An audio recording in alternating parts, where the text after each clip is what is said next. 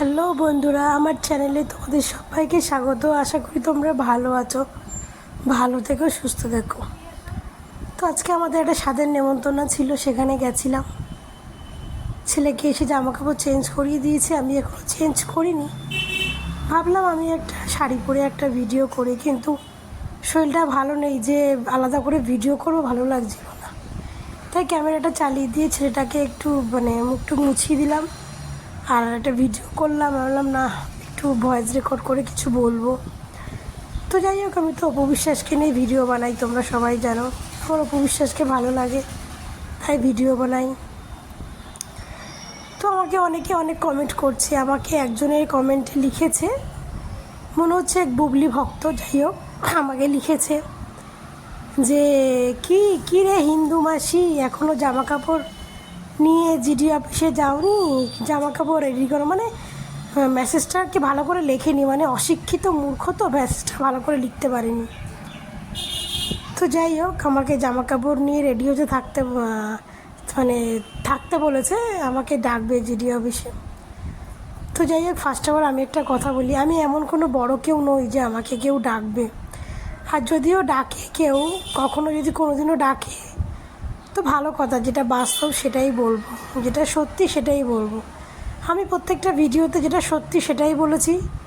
আর ভবিষ্যতেও আমি যতদিন ভিডিও বানাবো ততদিন আমি সেটাই বলবো, ঠিক আছে? আর আমি অত ভয় পাই না যে কে আমাকে ডাকবে, কে কী করবে, আমি ভয় পাই না। হ্যাঁ, আমি জামা কাপড় পরে রেডি আছি। আমি জামা কাপড় পরে যখন ডাকবে আমি পুরো লাগেজ নিয়ে বেরিয়ে যাব, ঠিক আছে?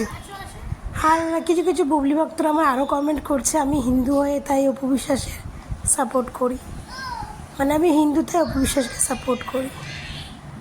তো আমি হিন্দু বলে অপু বিশ্বাসকে সাপোর্ট করি না। অপু বিশ্বাসকে হিন্দুদের থেকে মুসলিমরাই বেশি সাপোর্ট করে।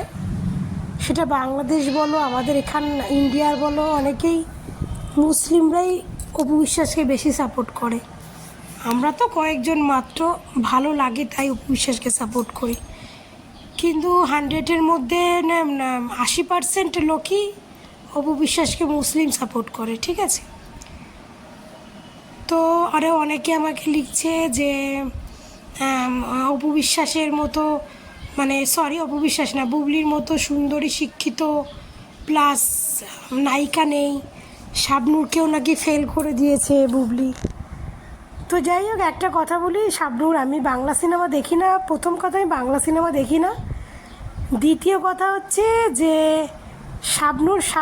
শাবনূরের মতো কেউ হতে পারবে না। যে যখন চলে যায় না, সে তার স্মৃতিটুকুই নিয়ে যায় সব সময়ের জন্য।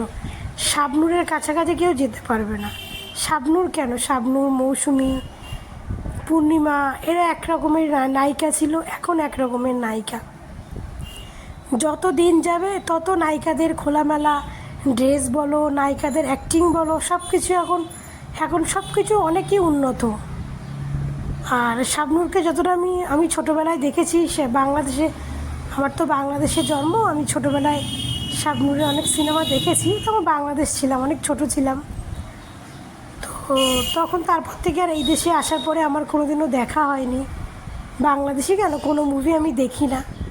তো এখন যেহেতু অপু বিশ্বাসকে সাপোর্ট করার পরে আমি বাংলাদেশের কিছু সবাইকে নিয়ে একটু ঘাটাঘাটি করি, সেইটুকুতে যেটুকু বুঝলাম, দ্বিতীয় শাবনূর কোনোদিন কেউ হতে পারবে না। আর বুবলির যদি অ্যাক্টিংই ভালো থাকতো না, তাহলে বুবলি প্রথম সিনেমা করেই শাকিব খানকে বশ করতে পারতো না, ঠিক আছে? সে তাহলে তার অ্যাক্টিংটা ভালোভাবে চালিয়ে যেত। সে তো ভালো অ্যাক্টিং জানে, সে ভালো অ্যাক্টিংটা ভালোভাবে চালিয়ে যেত, কিন্তু সে শাকিব খানকে বশ করতে পারতো না।